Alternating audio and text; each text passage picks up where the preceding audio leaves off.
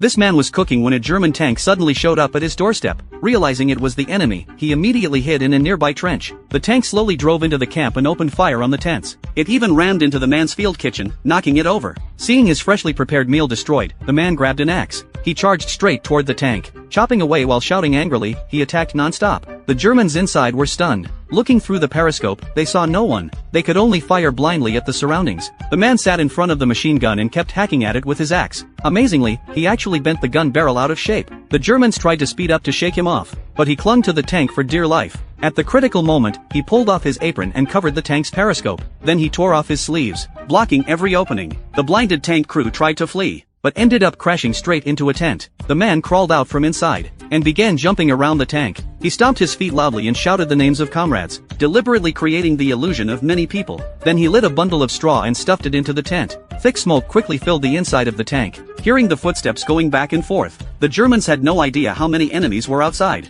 They opened the hatch, handed over their guns, and surrendered with their hands up. The man snatched their weapons and dragged the Germans out. When they turned and saw that their fierce attacker was just a cook holding an axe, they were completely shocked. When the Soviet soldiers returned to camp, they spotted a German tank in the distance and immediately took cover. But when they peeked through the grass, they saw the man unharmed, shouting for them to come eat. Only when they got closer did they realize he had not only captured a tank, but also taken 4 German soldiers prisoner. Using the seized German food, he had already prepared a lavish victory feast.